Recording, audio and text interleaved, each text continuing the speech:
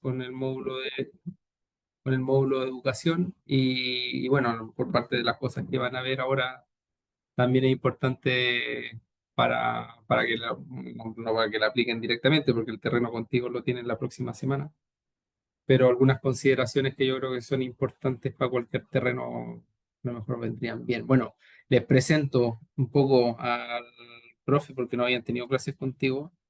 Eh, Hago una pequeña introducción. Pablo Muñoz, médico urgenciólogo, presidente de la fundación también CEM, Centro de Estudio Montaña.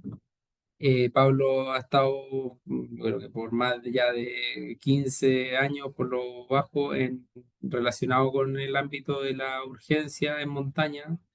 Creo que ha sido también un súper aporte en todo el proceso WIMBLA, porque de alguna manera nos ha permitido como generar esta vinculación entre lo que es la medicina urgencia, la medicina montaña y los procesos formativos. Entonces eso creo que ha sido un plus. Ahí creo que también se ha generado un equipo de trabajo que ha permitido darle forma al módulo, y que no sea un módulo solo como de un gopher, sino que también sea un módulo que en el fondo nos aporte y nos enseñe desde otras perspectivas. Pablo también, bueno, tiene sus diplomados en medicina de montaña, tiene también como parte de su desarrollo en el ámbito de montaña un diplomado que vino a hacer acá a Huesca, creo, con la Universidad de Barcelona.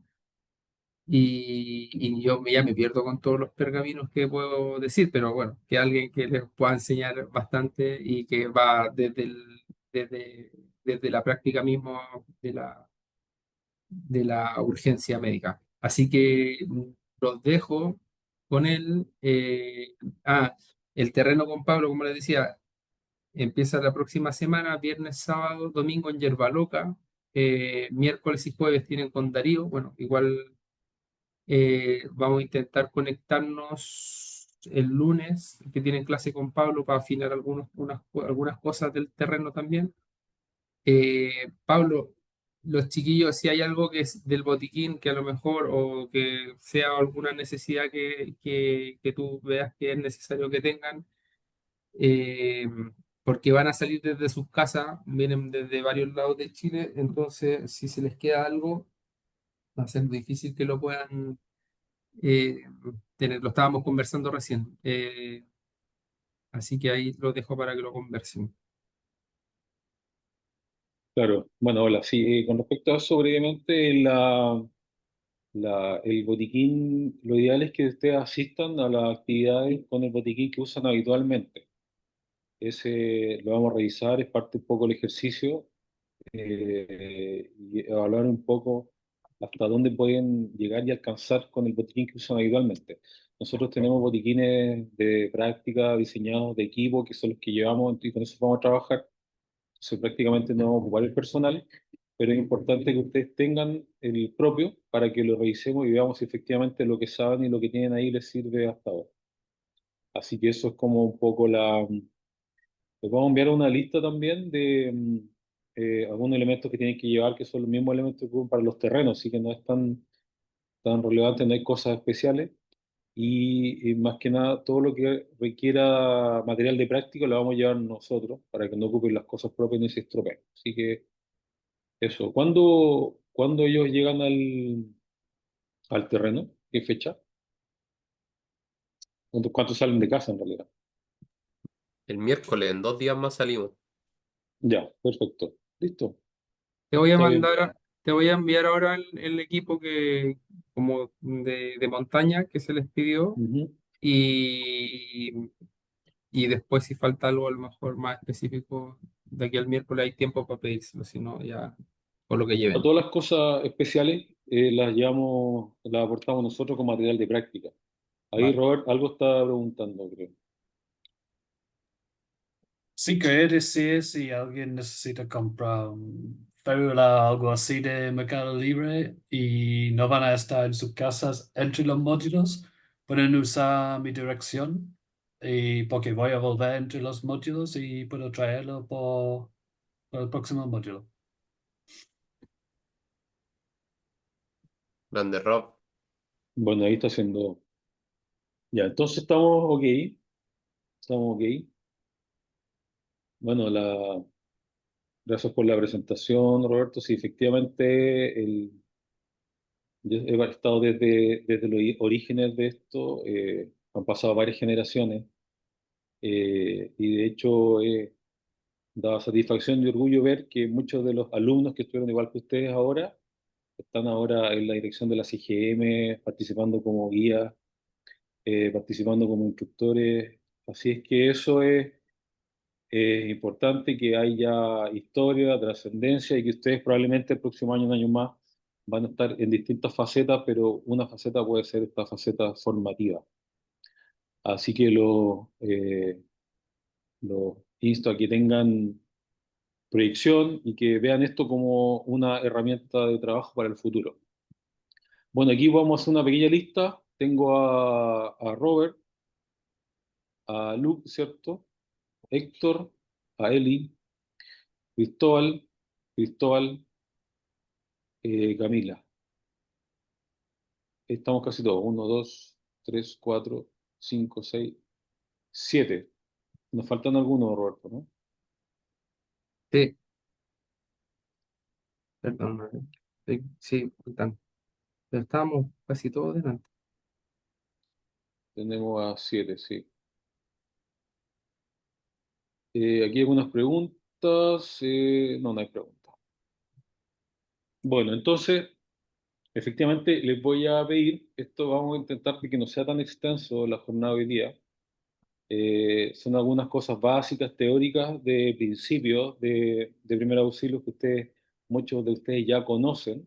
Vamos a hacer un poco un repaso, un refuerzo de algunas cosas. Y otros elementos los vamos a tratar de concentrar, los que tienen características prácticas, más bien en los días de terreno práctico, en que vamos a combinar cosas prácticas y teóricas para que lo vayan desarrollando mejor. Hoy día vamos a revisar algunas cosas que son más bien teóricas de principio, que las pueden revisar después, esto que ha grabado también. Saludo ahí a Eli, está con la cámara apagada Eli, y ya nos vimos. Hola, Ella ya profe, conoció un ¿qué tal? plan. ¿Cómo está? Bien, ¿y tú? ¿Cómo te has Bien, sentido hasta muchas ahora? gracias.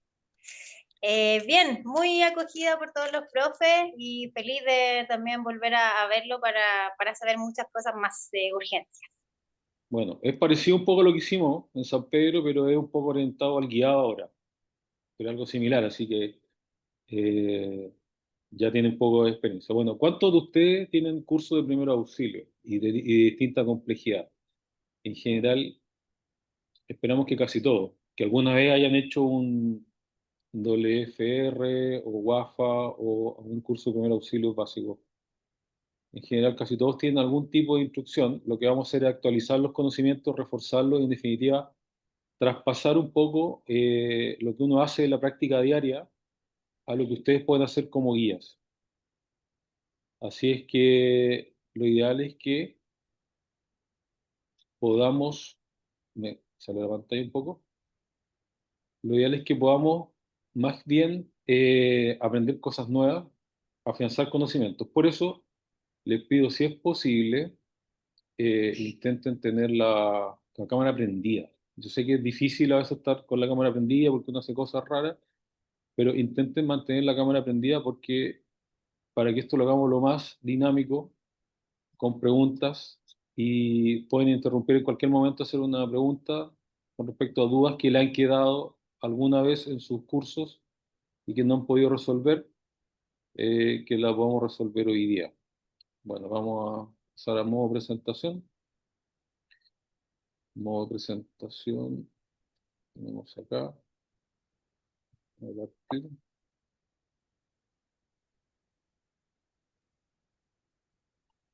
Vamos a compartir la pantalla. Eh, mm,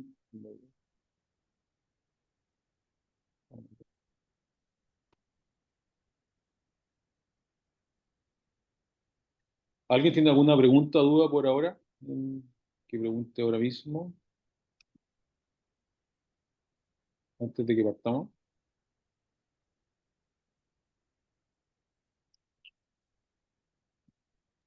Y Aprovecho de preguntar. yo tengo una duda, profe. Después del terreno de medicina, ¿van a dar como algún diploma por hacer así de la cantidad de horas que vimos para que sea válido como un WFR? Algo así habían dicho. Excelente pregunta. La, el terminar la formación IML lleva la certificación WFR, que les es válida por 2 años y ustedes la pueden revalidar con nosotros mismos. De hecho, cada cierto tiempo estamos haciendo procesos de revalidación para que no tengan que hacer el curso completo de nuevo. Y eso básicamente es más bien una jornada práctica de 2 días. Entonces, habitualmente la duración de los WFR dura más o menos 2 años, algunos lo prolongan hasta 3, pero finalmente cuando terminan todos los procesos, porque hay no solo estos 3 días conllevan la formación de medicina montaña, sino que tiene que ver también con parte del módulo de altura, módulo de invierno. eh, Al finalizar la formación, ustedes tienen una certificación del LFR que parte desde que termina la formación y de ahí para adelante duración 2 años. Así que sí, Entonces, al terminar el módulo, no. Este al módulo. terminar el módulo no, claro. Ya, bacán. Es que era para saber los que tenemos que revalidar WFR este mismo año. eh, Pensamos que en este módulo te entregaban, entonces no tenías que hacer dentro de este mismo año un WFR para el próximo. Claro, pero si lo necesitan revalidar, revalidar para trabajar me refiero, nosotros Sí. les podemos entregar un certificado de revalidación, siempre y cuando ustedes van a terminar la formación. Entonces, no tiene mucho sentido. Es decir, se le puede entregar un certificado adelantado, a eso me refiero. Ah, bueno, sí, porque, ¿Ok? claro, Para que no había paguen otro pensado. curso, no tiene sentido. Bacán, muchas gracias. Profe, una pregunta, ¿quién certifica este WFR? ¿Tiene validez internacional o no? Eso es una buena pregunta, porque a la larga, ¿a qué le llamas tú validez internacional? No, es que he Porque, cachado que hay algunos centros que, o sea, empresas, digámosles, que dictan WFR acá en Pucón, por ejemplo, y hay algunas que tienen, que son reconocidas solo en Argentina, otras que son reconocidas en Argentina y en Canadá, y tengo entendido que hay otras que son reconocidas en más lugares. claro, eso es parte del curso, ahí lo vamos a explicar, de qué se trata. Ya, pero la de nosotros en teoría Porque es con validez nacional o es nacional, sí. ya, no internacional. Es que eso no existe, lo que te están vendiendo no existe. Ahí te lo vamos a explicar por qué. Vale.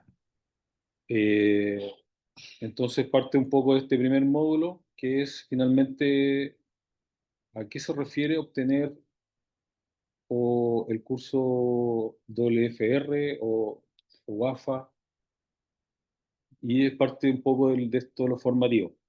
Si hay alguna pregunta, partimos directamente con eso. Bueno, aquí hay una descripción general. Ustedes tienen que conocer que el curso WFA, WF, WAFA y el WFR no es un curso con una certificación en sí mismo. La certificación la entrega la institución que lo hace. Me explico. Por ejemplo, si uno hace un curso que lo hace una universidad y el curso que hace esta universidad tiene una marca registrada, yo para poder hacer el curso que dicta esa universidad tengo que comprar su marca, pagar su registro. Esto se llama una franquicia. Entonces, muchos de los cursos que hacen de WFA y WAFA son franquicias que se compran a empresas provenientes de Estados Unidos. Esto, esta franquicia, que estoy hablando de la EXI principalmente, no significa que sea válido fuera de Chile, sino que quiere decir que la franquicia que compraron es de la EXI. Y eso es todo. Entonces, no hay una institución a nivel global que certifique un curso de primer auxilio, que es como la WIMLA o como la UIA. No existe eso. Así que olvídense de eso porque eso no es cierto. La UIA y la WIMLA no certifican curso de primer auxilio. Los que certifican curso de primer auxilio, lo que les venden son empresas privadas que venden una franquicia de curso. Eso es. Así que ojo con eso. Ahora, cuando ustedes son guías WIMLA, cuando ustedes sean guías WIMLA, la WIMLA en sí misma, por ser guía WIMLA, considera que tienen una formación de al menos 20 horas de primer auxilio. Por lo tanto, eso lo da por hecho dentro de la certificación WIMLA, que es otro cuento. Entonces, para efectos internacionales, lo que necesitan es la certificación IML. Para efectos nacionales, lo que necesitan es una certificación que diga que alguna institución validada le entregó el curso WFA, WAFA o WFA. Entonces, ojo con eso. No existe un estándar de certificación ni una institución mundial que la reconozca en los primeros auxilios, excepto cuando ustedes pasan al nivel profesional. Cuando alguien pasa al nivel profesional, existe una formación de medicina montaña que sí es reconocida por instituciones internacionales, que se llama el Diplomado Internacional de Medicina Montaña. El Diplomado Internacional de Medicina Montaña es reconocido por la UIA, por la ICAR y por la ISMM, que es la International Medicine Mountain. Por tanto, esa es la única formación que sí tiene reconocimiento y tiene una doctrina a nivel, eh, digamos, internacional. Los otros son franquicias de empresas. Ojo con eso. Eso con respecto un poco a la descripción de los cursos WFA y qué significan. Entonces, finalmente, el, el curso WFA es una forma de aprendizaje, no es una certificación en sí misma. Y esta forma de aprendizaje significa que es una forma de aprendizaje que cumple ciertos estándares, ciertos módulos, y que tiene que llevar al menos 80 horas para el WFR formativa y al menos 36 horas para el WFA. Y para el WAFA y para el WFA al menos 18 a 20 horas. Como exigencia mínima para los guías de turismo en Chile y para los guías de turismo especializado en montaña, se piden 22 horas en Chile, pero es una normativa chilena. Entonces, eso es para que ustedes lo tengan claro de qué significa esto, porque no es una certificación en sí misma, es una certificación que entrega cada institución y es una forma de aprendizaje que ya está estandarizada, conocida, que todo el mundo la conoce y por eso se ocupa. Así que, ojo con eso. Por lo tanto, si ustedes viajan a Argentina y tienen una certificación del WFA del CEM, no tienen por qué rechazarla, porque a la larga son certificaciones de instituciones, no internacionales. Así es que eso para que lo tengan claro. Bueno, entonces, ¿qué significa la medicina montaña? Ya saliendo un poco de esto de las siglas. Esto significa que tienen que adquirir destrezas teóricas y prácticas para un principal objetivo que es tomar decisiones.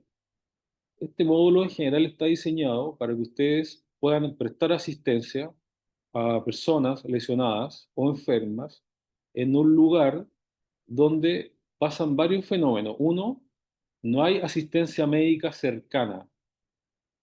Esto lo saca del área urbana.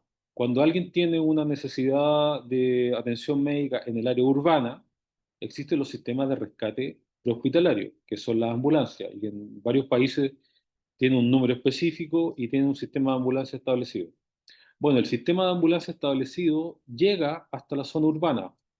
Cuando ustedes salen de la zona urbana, no existe un sistema de rescate, por lo menos en Chile hasta ahora, que preste asistencia médica o sanitaria, como se conoce en España, sino que existe un sistema de rescate, que no es lo mismo que asistencia.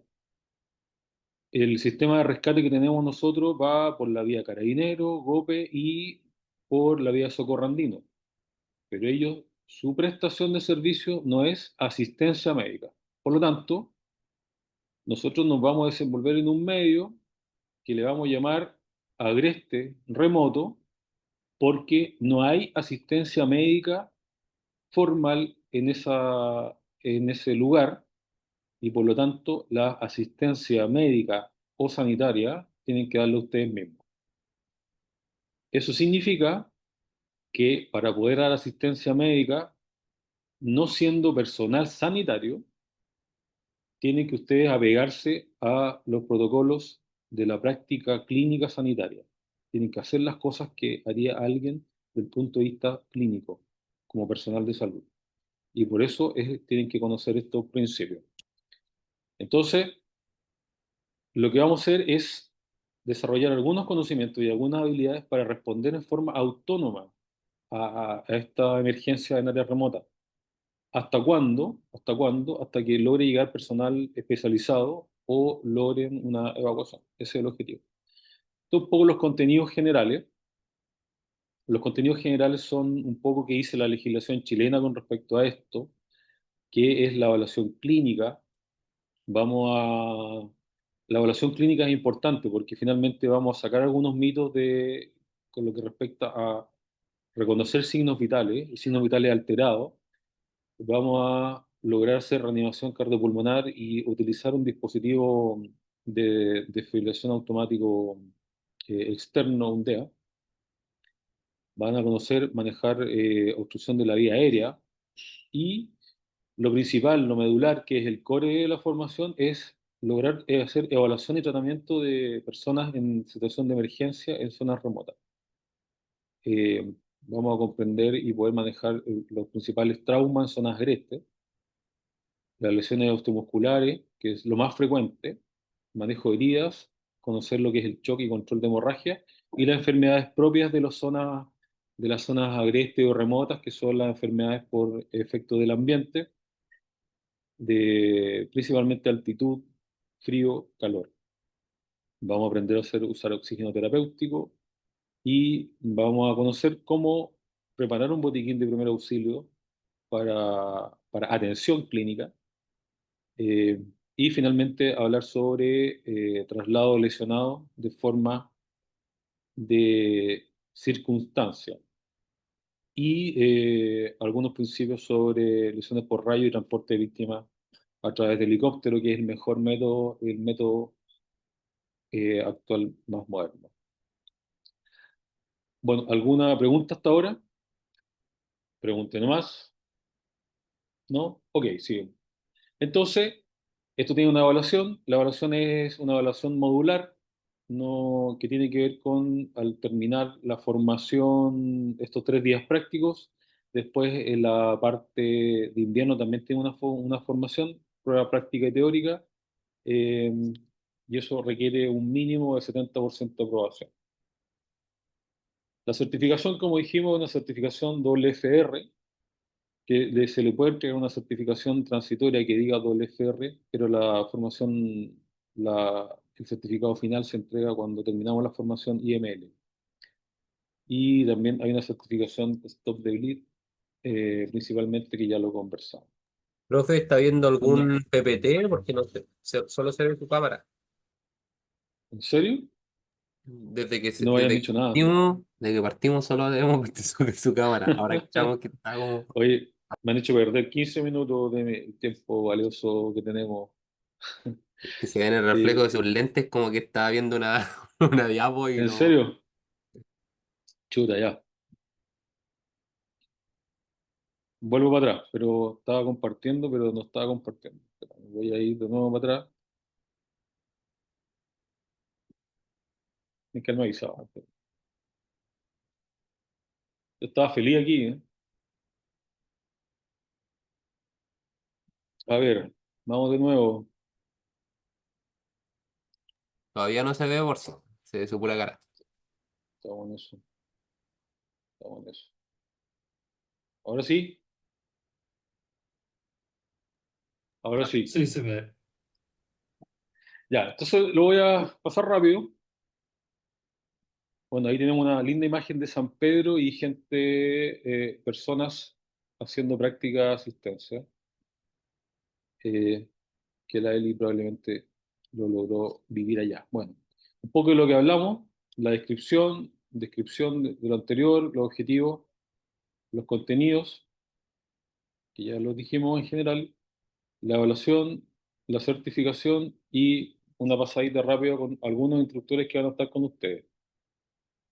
Bueno, aquí lo importante es que ustedes tengan, idealmente, yo sé que a veces no es tan fácil, depende de la personalidad de cada uno, tengan una alta participación. Pregunten las cosas que no les quedan claras, traten de aclarar dudas. ¿Por qué? Porque todos las personas que van a interactuar con ustedes como instructores son personas que trabajan en atención clínica, son personas que trabajan en esto, son personas de salud activo, que ven pacientes graves. Por lo tanto, tienen la experiencia de entregarle qué es atender a un paciente día a día, es su trabajo. Y además tienen la capacitación de conocer qué hacer con una persona accidentada, enferma en un ambiente remoto.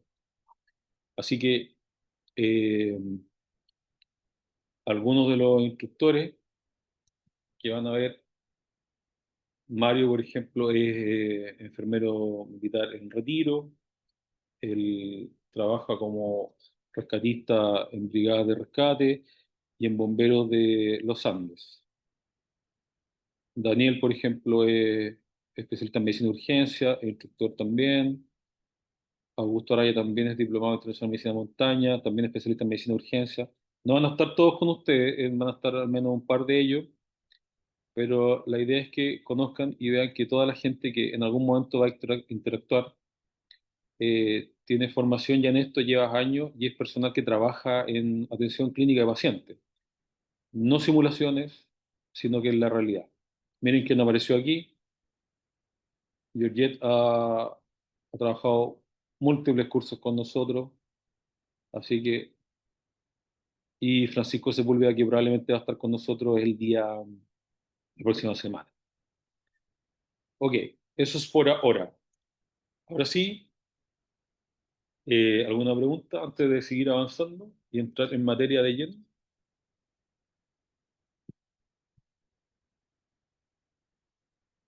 No, si no, seguimos adelante. No por acá. Seguimos adelante entonces, vamos a cambiar esta presentación acá.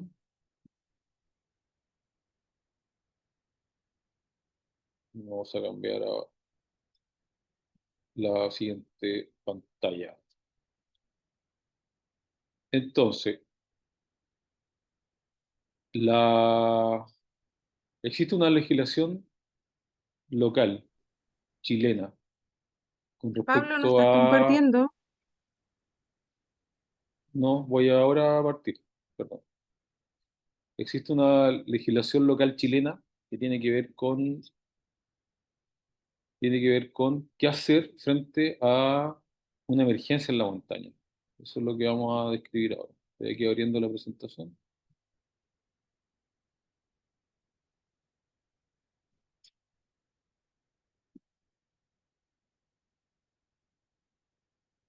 Vamos a abrir la presentación.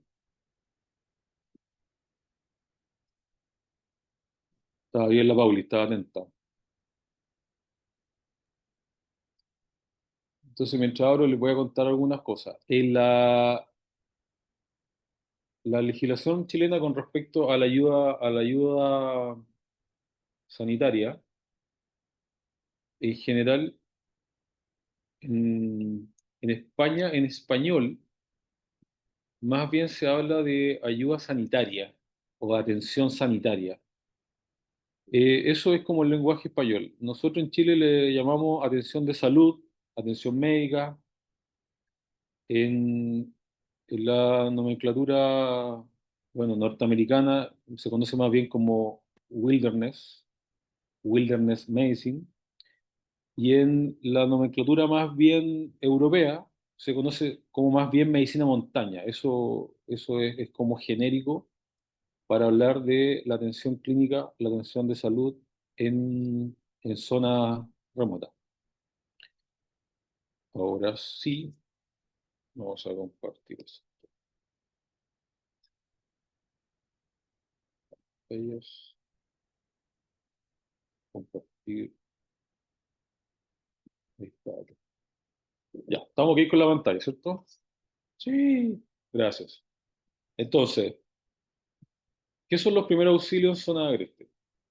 Primero definamos zona agreste. Zonas agrestes es un lugar geográfico lejano.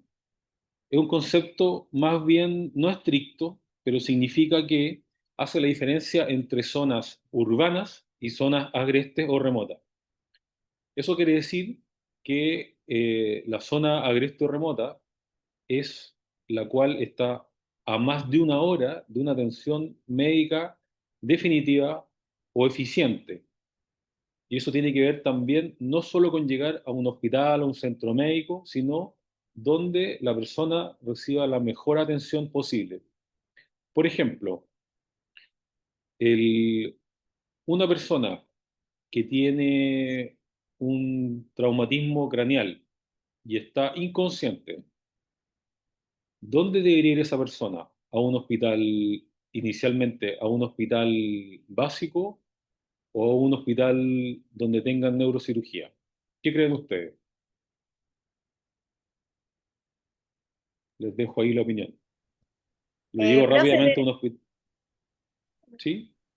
creo que dependiendo del lugar, porque por ejemplo en San Pedro, si alguien se llega a accidentar Ujú. en la montaña, no hay un hospital, hay solo una posta de primera urgencia o atención.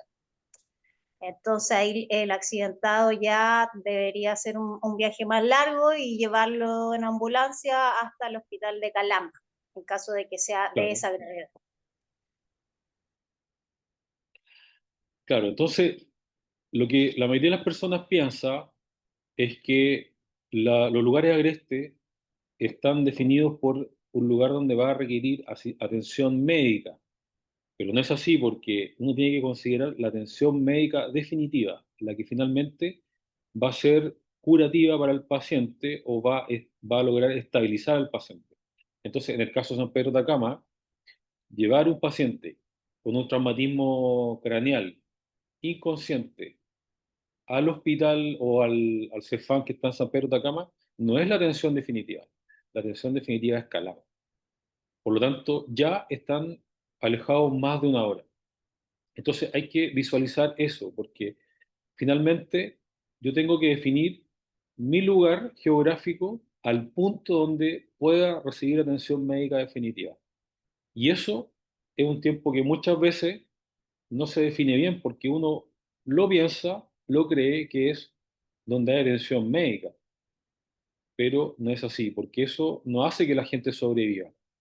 Si hay un accidentado en el Cajón del Maipo, por ejemplo, y le llevan al hospital de San Pedro y tiene una fractura de pelvis, ahí no se va a poder resolver definitivamente lo que está ocurriendo. Por lo tanto, no es el lugar definitivo, por lo tanto, hay que proyectarse más allá.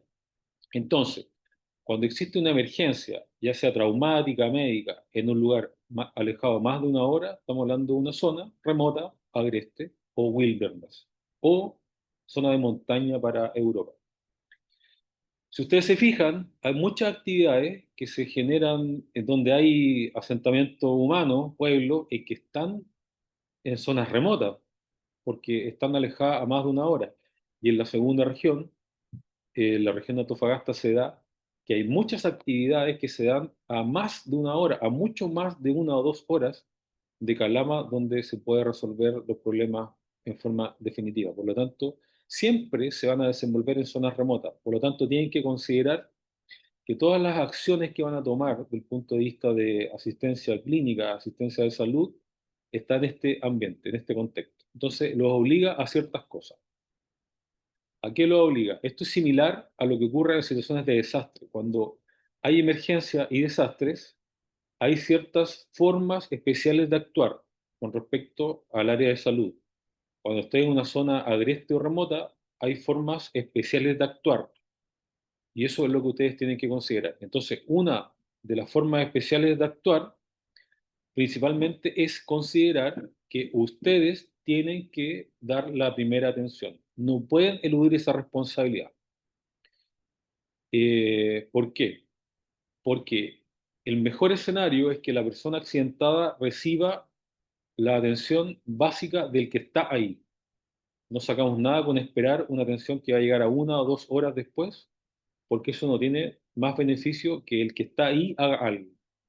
Y el que está ahí tiene que hacer algo. Y por lo tanto, en este escenario está obligado. Y eso lo obliga un poco la ley chilena. Entonces, lo que sabemos es que cuando alguien tiene un problema de salud en una zona remota, el que está con él debe ayudar. Y si tiene conocimientos demostrados de primer auxilio, está obligado a ayudar. Y esto es más beneficioso que esperar a que llegue alguien externo una hora más.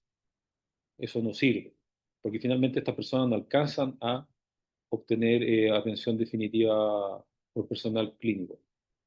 Entonces, en principio, cuando yo me enfrento a una emergencia médica en una zona remota, tengo dos opciones. O hago algo con conocimiento o comienzo el desplazamiento rápido de esta persona a donde puedan darle una atención de primer auxilio o clínica hasta llegar a atención definitiva. Eso es lo que finalmente salva a la gente eh, de fallecer en estos lugares o tener secuelas graves. ¿Qué ocurre en los lugares remotos?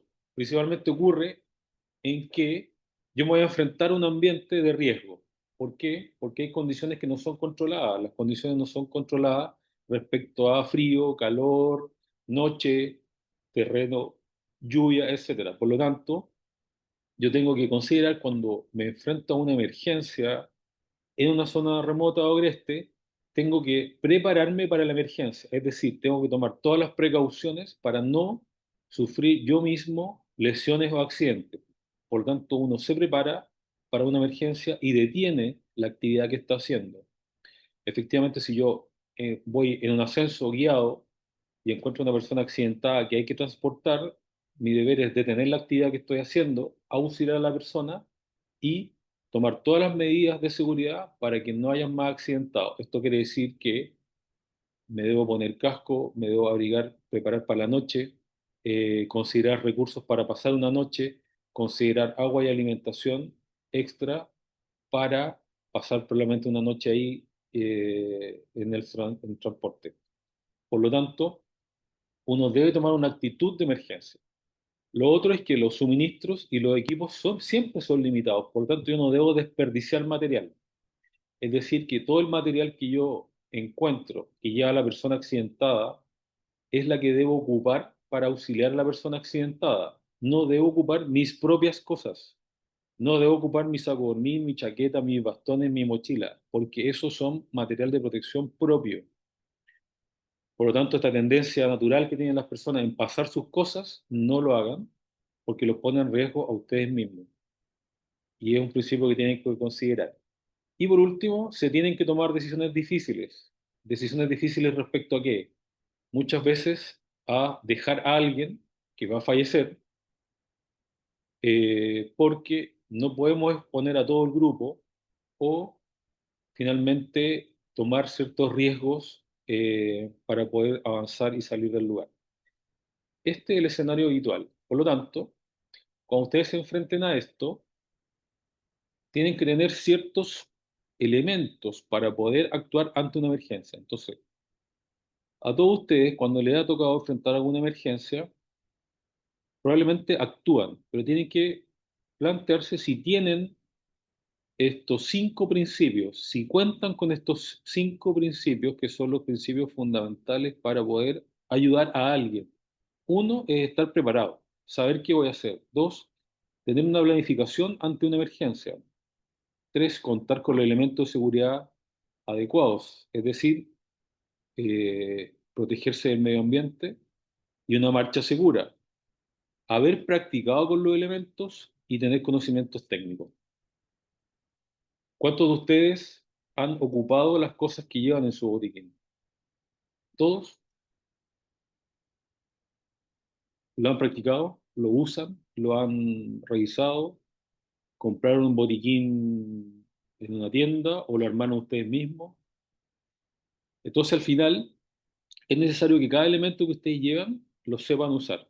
Al igual que yo puedo llevar un mosquetón, un descendedor, una cuerda. No saco nada con comprar una cuerda y tenerla guardada y nunca haberla usado. Tengo que usarla. Por lo tanto, principio fundamental, todos los elementos que ustedes van a ocupar del punto de vista de los primeros auxilios tienen que saber ocuparlos. Si no saben ocuparlos, es como llevar nada, es llevar peso extra. ¿Ok? Y se van a dar cuenta que muchas cosas que necesitan, muchos materiales que necesitan para brindar primer auxilio, ya los llevan. No es necesario llevar una cosa extra. Entonces, ¿cómo va en la preparación? Estos métodos lo van a practicar, debe estar preparado. Debe estar preparado en relación a su posición, a su situación y a los conocimientos clínicos del grupo. Esto lo vamos a ver, lo vamos a ir viendo de a poco. Van a tener un método de preparación que se llama método 3x3, que es un método de preparación de chequeo antes de acceder a la actividad. Bueno, vamos rápidamente a los aspectos legales. Los aspectos legales son legales y por lo tanto hay que cumplir. Actualmente no, entiendan bien, no hay obligación legal de ayudar a un extraño, siempre y cuando yo no tenga conocimientos demostrables en primer auxilio. Ustedes teniendo una certificación FA y siendo guías acreditados, sí tienen conocimientos demostrables, por lo tanto, sí están obligados a auxiliar a una persona. Eh, ¿Qué es lo aceptable? Lo aceptable es que ustedes, los procedimientos que van a hacer y las decisiones que tomen, tienen que estar basados en guías clínicas, en normas aceptadas o reconocidas. No pueden hacer cualquier cosa, no pueden hacer lo que se les ocurre por salvar a la persona, tienen que tener un principio en literatura, en conocimiento. Y tienen que ser capaces de brindar el nivel de atención solo para el cual está entrenado. Si ustedes hacen cosas que no están entrenados, eso se llama ser temerario. Y finalmente puede generar más daño que beneficio. Y siempre deben no exponer en riesgo la vida propia ni del grupo. Eso es lo primero.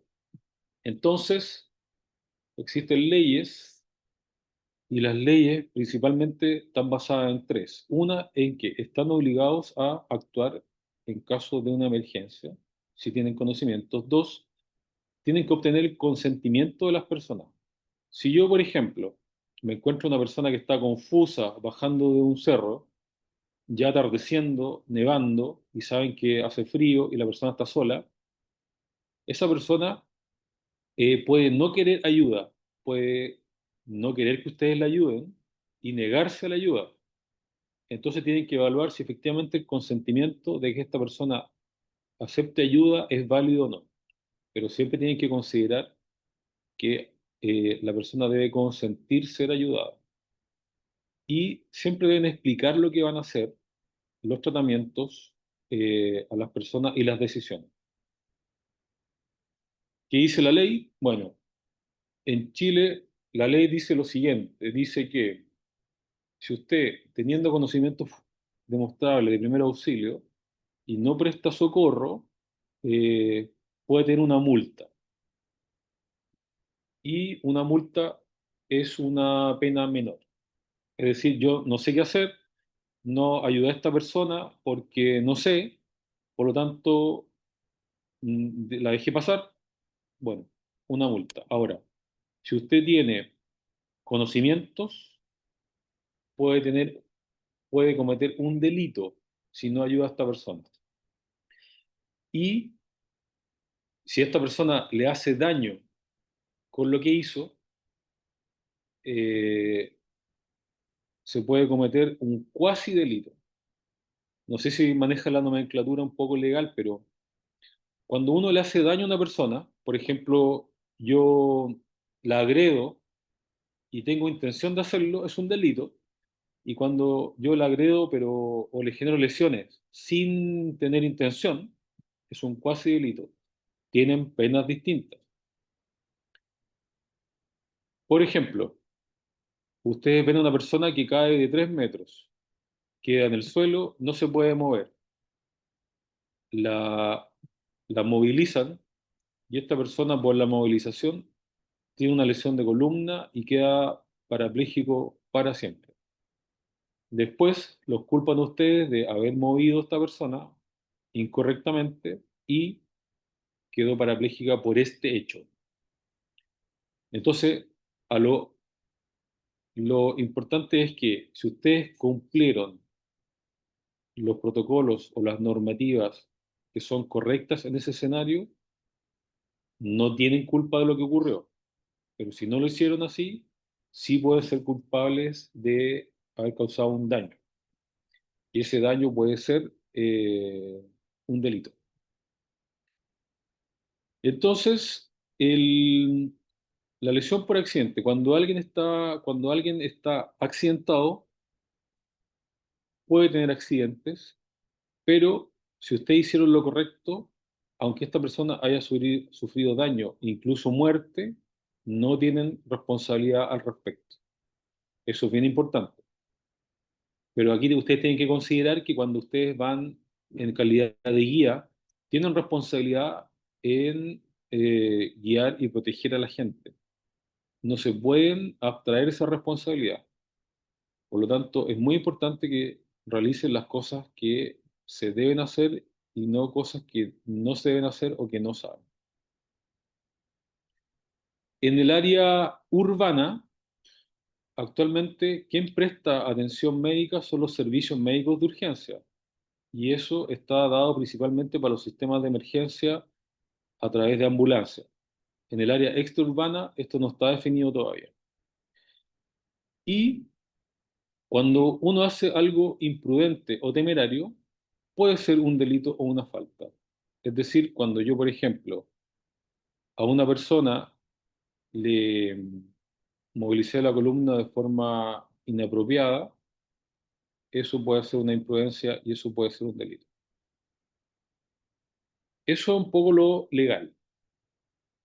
Entonces, en resumen, si yo tengo conocimientos demostrables de primeros auxilios, estoy obligado a actuar. Si yo tengo una relación con el accidentado, tengo responsabilidad y estoy obligado a actuar. Tengo que actuar dentro de lo adecuado según las normas de práctica clínica. Aunque esté en una situación de emergencia y en un lugar agreste, no son culpados de ello. Si actuaron y el resultado fue negativo, con lesiones o muerte, pero hicieron lo correcto, están libres de ser culpados por ello. Y si hicieron algo que era inapropiado, temerario, eso puede ser una causa de, que los- de delito. ¿Estamos bien hasta ahí? Sí, todo bien. Sí. Ok, Sí, eso un profe. poco, eso es lo legal y son aspectos generales que ustedes están obligados a cumplir. Bueno, cuando nos enfrentamos a una emergencia, tenemos aspectos psicológicos y emocionales. Las personas están en situación de estrés y el estrés genera malas condiciones. Además, hay miedo, ansiedad y hay condiciones climáticas que son eh, adversas. Esto hace que muchas veces se generen errores y compromete el proceso. ¿Cómo yo me puedo mantener tranquilo en una situación de emergencia? Básicamente sabiendo qué hacer y teniendo un plan. Es decir, si yo voy con un grupo y alguien tiene una hemorragia que no se puede, una hemorragia masiva, yo voy a aplicar un torniquete. Si tiene una hemorragia que es menos importante, voy a hacer compresiones y con la compresión voy a hacer un vendaje y va a parar. Si la hemorragia es menos importante, voy a hacer un vendaje y va a parar. Si tiene una herida, voy a hacer una limpieza de la herida, curación y listo. Eso es un plan. Entonces, saber qué hacer en situaciones de emergencia nos brinda tranquilidad, disminuye la ansiedad y hace que los resultados sean mejores. Además, como ustedes transmiten seguridad, sabiendo qué hacer, las personas accidentadas se sienten mejor. Y muy importante es siempre considerar que cuando ustedes atiendan a alguien, van a haber dos cosas, en general dolor y miedo, y tienen que tener elementos para tratar el dolor. Entonces, ¿cuáles son en su botiquín actual las herramientas para tratar el dolor? ¿Qué es lo que lleva? ¿Hay alguna opinión?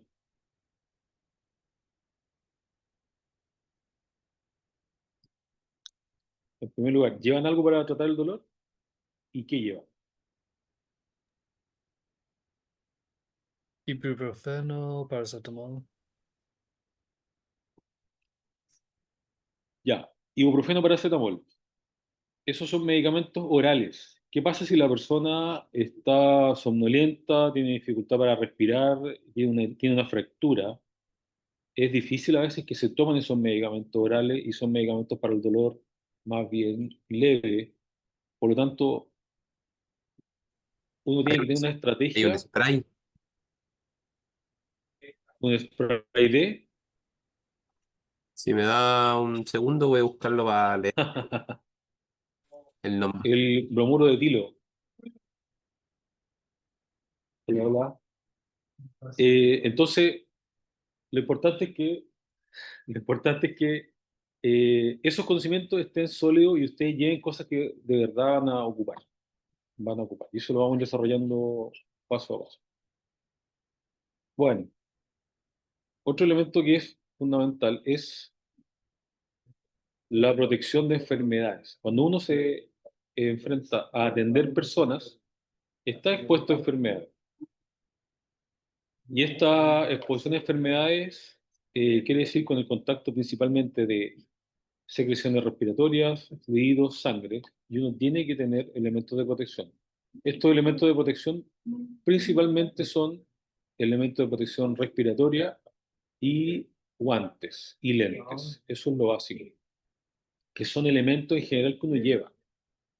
Entonces, cada vez que uno se enfrente o esté llamado a atender a alguien, tiene que considerar al menos estos tres elementos de protección y mínimo guantes, protección de fluidos.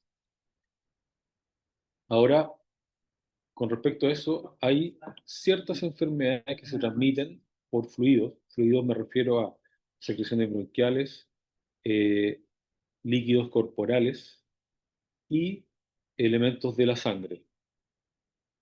Y básicamente son algunos elementos infecciosos que se transmiten en estos fluidos corporales, que básicamente tienen que ver con preparación y protección. Ustedes ya conocen algunos, pero cuando se enfrentan a esto y están expuestos a fluidos corporales y no tomaron protección, lo que hay que hacer básicamente es lavarse las manos. Me miran por acá, cara rara. Lavar con agua la zona expuesta, lo mejor posible, con agua y jabón, y hacer consultas técnicas que vamos a hacer más adelante. Pero lo importante es siempre tener considerado la protección, aunque yo esté en una zona remota. Bueno, algunos aspectos generales con respecto a las vacunas. Esta es una consulta frecuente. Muchas personas que ustedes van a llegar el día o en la preparación, les van a consultar por vacunas. En general, la mayoría de los países tienen un programa de vacunación, que es un programa de vacunación de rutina, y este programa de vacunación está registrado. Entonces, la mayoría de los países tienen un registro y ustedes pueden pedir el registro de vacunas que tienen las personas.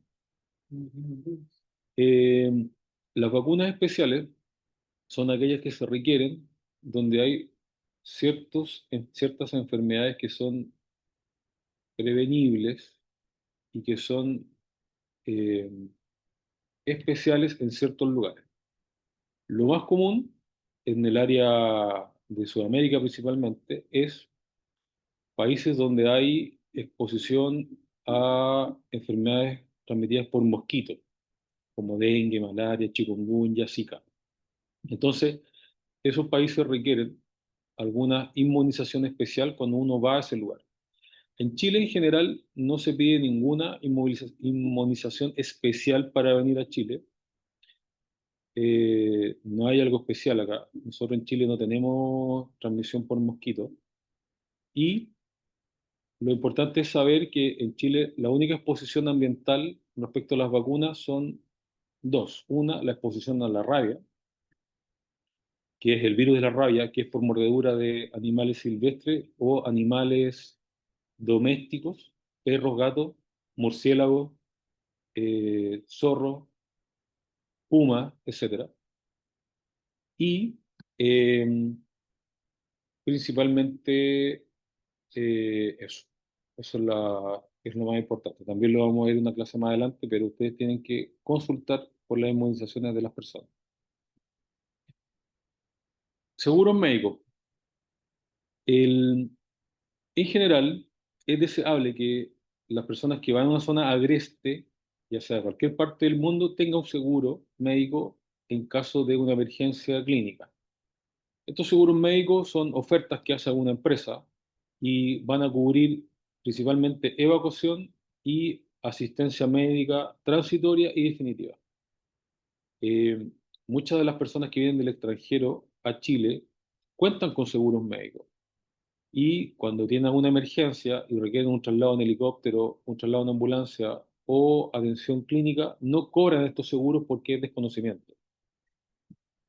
Tienen que considerar que dentro de la buena práctica es pedirle a las personas, sugerirles que cuenten con un seguro de asistencia médica, porque si requieren una evacuación en helicóptero, si requieren atención clínica, si requiere atención clínica en un lugar o una atención clínica en un hospital, eso alguien tiene que pagarlo.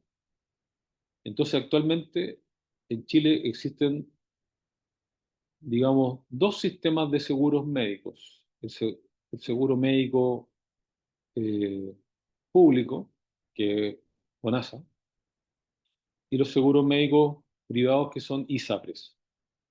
Pero estos seguros médicos tienen limitantes en las zonas remotas. Por lo tanto, muchas veces es necesario contratar un seguro especial que cubra asistencia y evacuación desde lugares remotos. Eso tienen que revisarlo. Pero en general, todas las personas en Chile deben contar con algún sistema de salud, ya sea FONASA, ISAPRE, o si es extranjero, con algún seguro extranjero que puede ser transitorio por el tiempo que están en el país. ¿Por qué? Porque aquí viene el problema. Cuando existe el accidente, la persona es rescatada, alguien tiene que pagar el helicóptero, que puede ser privado, alguien tiene que pagar la atención clínica de emergencia y después quedan todo eso un poco a la deriva si no está preparado, si no se evaluó antes. Por lo tanto, tienen que considerar cuáles son los seguros médicos de las personas que tienen y cuál es su previsión. Bueno, finalmente los objetivos de atender a alguien y dar primer auxilio. Los objetivos son, primero, que la persona no fallezca, que viva, que conserve la vida. Ese es el principal objetivo. Es mejor sacarlo vivo como sea que esperar y que la persona fallezca por tratar de hacer cosas en el lugar. Después es intentar estabilizar, es decir, dar cierta continuidad de los signos vitales, dar cierto control de signos vitales para poder hacer un transporte seguro. Después es prevenir que estas lesiones empeoren y con el paso del tiempo, las lesiones que pueden ser simples, por ejemplo, un esguince de tobillo, haga que alguien no se desplace y que su condición vaya empeorando hasta finalmente fallecer por hipotermia porque no pudo refugiarse, no pudo salir del lugar. Y finalmente tienen que considerar la evacuación. Siempre que alguien tiene una emergencia en una zona remota, tiene que salir de ahí. Y también depende un poco del grado de emergencia. Pero si yo califico la emergencia desde 3 niveles de gravedad, la emergencia grave siempre debe salir lo más rápido posible. La emergencia de mediana gravedad o de urgencia puede esperar, pero requiere estabilización, pero debe salir. Puede salir en 24 horas, pero debe salir. Y la emergencia leve es la que yo logro estabilizar, tratar y resolver definitivamente en el lugar. Pero las dos primeras, la emergencia y la urgencia, deben siempre ser evacuadas del lugar. Bueno, por último, antes de estar eh, enfrentado a una emergencia, uno tiene que estar preparado. No sirve improvisar. se cometen muchos errores, se gasta mucho recurso, mucho material y los resultados son malos. Por lo tanto, la planificación es muy importante y conservar la calma. Si yo no tengo algo planificado antes, es necesario hacer una planificación al momento de visualizar la emergencia. Y lo que es muy importante, cuando yo ya tomé conocimiento de lo que está ocurriendo, es dar aviso para tener ayuda de mayor complejidad. No saco nada con ver a alguien caer de altura, ir al lugar, caminar una hora, llegar a él y encontrarlo fallecido. Lo que habría que hacer es ver a alguien caer de altura, evaluar cuáles son las posibles lesiones, pedir ayuda, dar aviso y ir al lugar, avanzar al lugar. Y siempre tienen que protegerse, detectar los riesgos del entorno, no dejar solo al accidentado. Es un error muy común dejar personas con emergencia o lesiones solas, esperando ayuda. Y siempre es posible trasladarlo a un lugar seguro, con vigilancia, mientras se espera una ayuda definitiva. ¿Ok? Ok. ¿Alguna pregunta hasta ahí? ¿Hasta ahora? No por acá. ¿Seguro? ¿Alguna pregunta, duda? Si no llegáramos a tener señal, se puede hacer como una nota de audio, como dando la información, a tal hora pasó este accidente y eso, para dejar registro o no.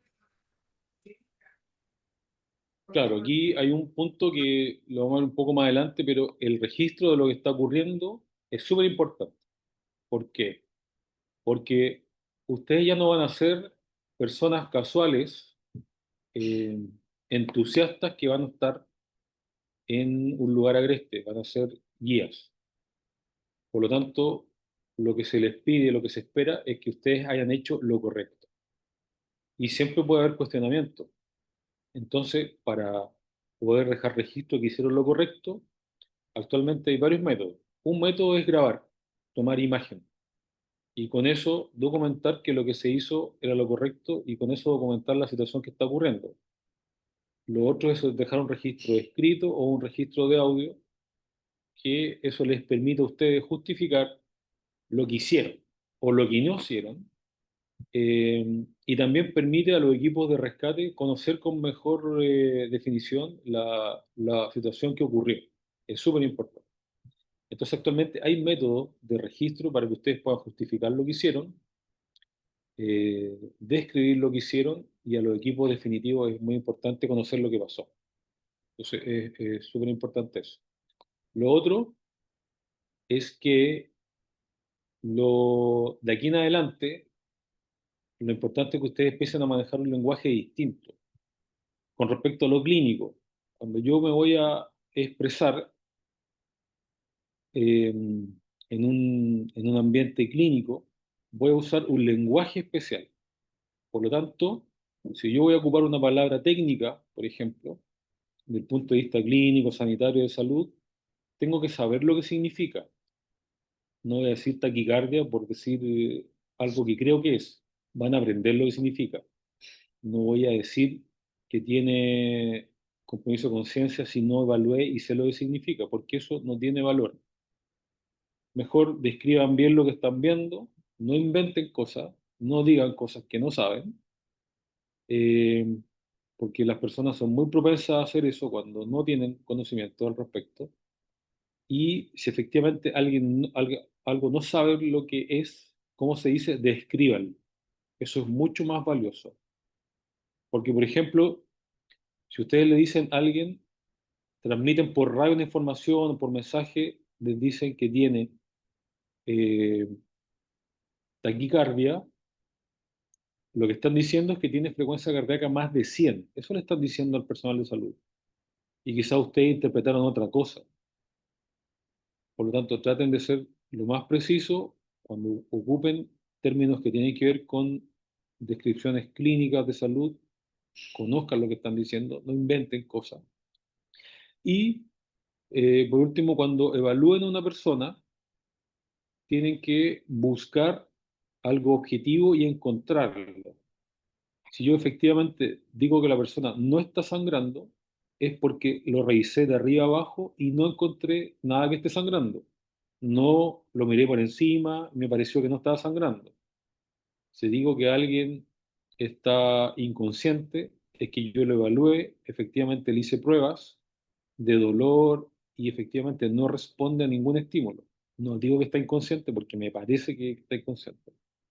Si yo digo que tiene un traumatismo encefalocraniano, un TEC, no digo que tiene un TEC, sino que digo, lo evalué, no tiene respuesta a estímulos, tuvo lesión o golpe en la cabeza y evalué su estado de conciencia.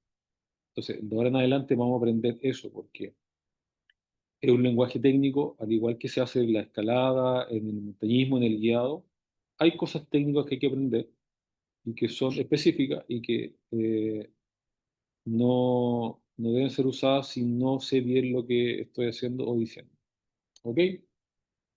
Bueno, durante la semana, mañana probablemente, les voy a enviar un manual de estudio para que lo repasen, lo vean. Es un manual que vamos a ocupar durante largo tiempo, no solo ahora. Eh, la idea es que vean estos principios, repasen signos vitales, repasen un poco estas cosas que analizamos ahora y el que vamos a ocupar en terreno mismo. En terreno igual vamos a hacer algunas clases y el próximo lunes vamos a hacer otras clases un poco más específicas sobre RCP. ¿Qué más me queda? Eh, Algunas tareas que se las vamos a hacer llegar mañana junto con el manual. Y eso es por hoy día. Hoy día no vamos a avanzar más porque ha tenido una jornada más o menos larga. Así que, ¿alguna cosa, Pau?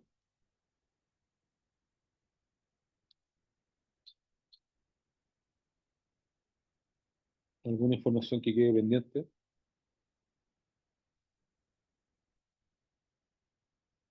¿Alguna pregunta? ¿Va a quedar entonces hasta acá? ¿No hay clase hasta las 11? No, hoy día vamos a quedar hasta acá.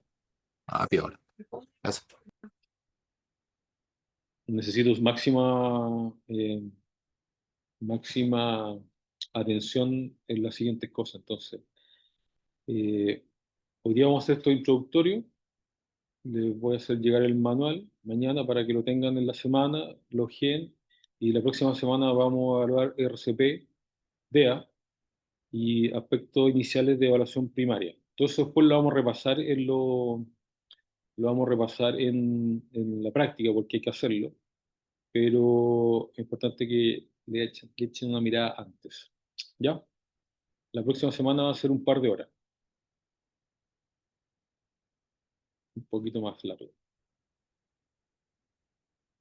Perfecto, muchas gracias. Ya, pues entonces quedamos hasta aquí y nos vemos próximo lunes. Vale, profe, que esté bien. Chao, profe, Está bien, gracias. nos vemos, muchas gracias. Chao, chao, chao.